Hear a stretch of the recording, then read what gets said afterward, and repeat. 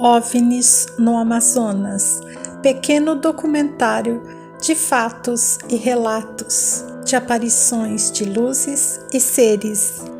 Primeiro relato. Em 1983, Dona Maria de Jesus, de 30 anos, sofreu uma experiência que deixou seu corpo com muitas sequelas. Era junho e mais ou menos às 9 horas da manhã, ela e sua sogra vinham pela rua para voltarem às suas casas, no sítio onde moravam.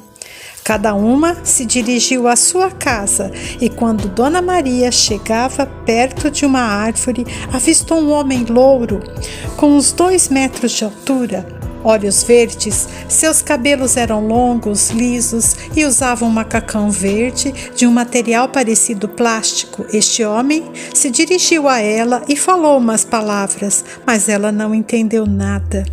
Um pouco mais adiante, havia um objeto de cor escura, com uma porta que parecia de vidro, e seu formato era parecido com um funil e tinha 10 metros de diâmetro. Parecia que dentro do objeto haviam mais desses seres, e ela, que estava grávida, foi tomada pelo medo. Ela tentou correr, mas se sentiu paralisada. Disse ao ser que tinha que ir. Tentou gritar, mas sua voz não saía. Era como se uma força invisível segurasse ela. Sua sogra, então, escutou os seus gritos e veio em seu socorro. Foi quando elas conseguiram escapar e foram à polícia dar queixa. Lá a polícia disse que também outras pessoas viram esse ser e ao verificar o local, a polícia se deparou com marcas no solo, tipo de aterrissagem, mato queimado. Após esse fato, Dona Maria passou a ter fortes hemorragias, náuseas, vômitos, febre e alucinações, que até hoje ela diz que esse ser aparece em sua mente, manda mensagens telepáticas. Outro relato. 10 anos depois, em setembro de 1993, numa localidade chamada Laguinhos, onde mora Sebastião Souza, ele conta que em uma época de seca do rio, e sua família passando muita fome pela falta dos peixes, ele mesmo assim pensou em lançar a rede de pesca para ver se conseguia alguma coisa. Então, ele saiu com seus 2 filhos e deixou sua esposa com uma arma, uma espingarda calibre 12, porque era muito perigoso ficar sozinha. Era noite, por volta de 11 horas, quando ela percebeu que alguém forçava a porta da frente. Perguntou quem era e ninguém respondeu. Foi quando ela viu por cima das telhas uma luz intensa de cor azul que atravessava o telhado. Com muito medo, ela saiu por trás da casa e, como eram palafitas, ela se rastejou e ficou por baixo da casa, onde ela pôde ver que alguém estava passando ali.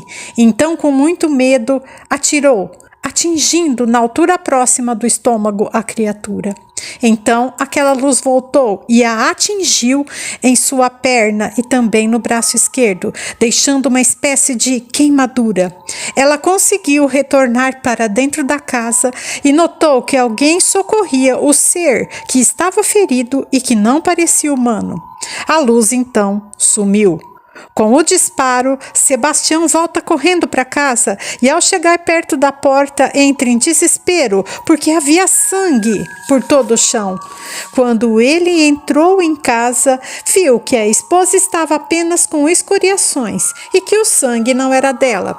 Nessa mesma noite, o padre da localidade de Boa Vista, que foi convidado a celebrar uma missa por ali, após a missa, quando estava no barco, na volta, ele e as pessoas com ele no céu viram um objeto luminoso em forma de bacia, como se fossem uma bacia em cima da outra, a menos de 30 metros da embarcação.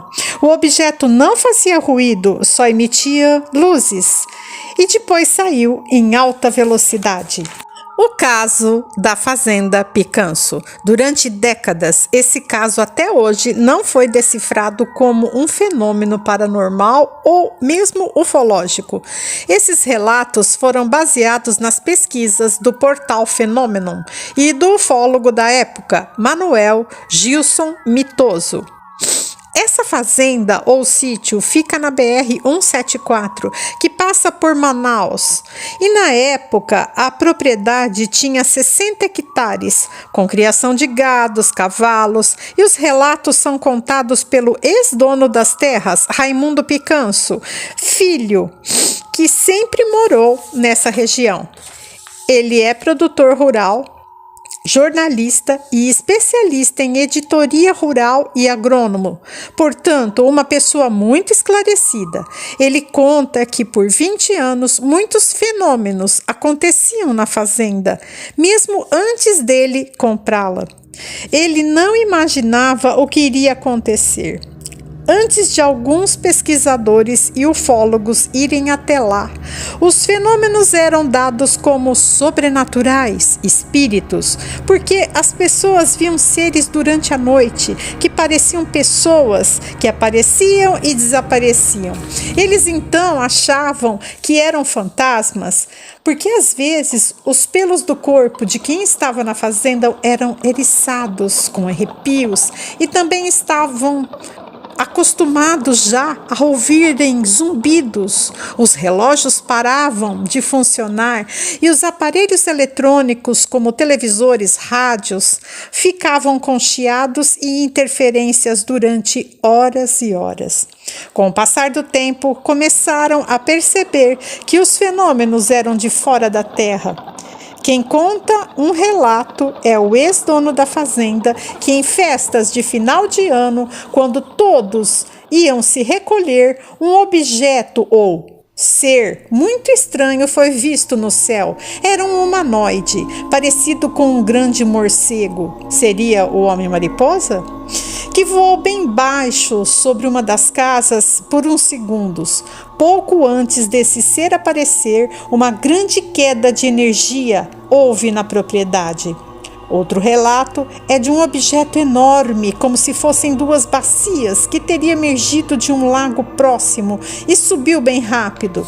7 meses após Raimundo Picanso adquirir a propriedade, ele conta que começaram a contar a ele que estranhos acontecimentos já haviam ocorrido durante uma viagem que ele fez. E um funcionário que também chamava-se Raimundo conta que Pedro, outro peão da fazenda, foi encontrado às 2h30 da madrugada na porteira, passando mal e falando coisas estranhas. Dias depois, ele conta que uma forte luz, um forte clarão no céu, pairava sobre os barracões. Esse objeto era ovalado, com mais de 45 metros de comprimento, com luzes laranja e vermelha.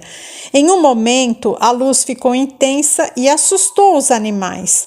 Quando Pedro tentou atirar na luz, no objeto, seus membros ficaram paralisados, nem os olhos mexiam. Queria gritar, correr, mas não conseguia se mexer. Depois disso, Pedro pediu demissão.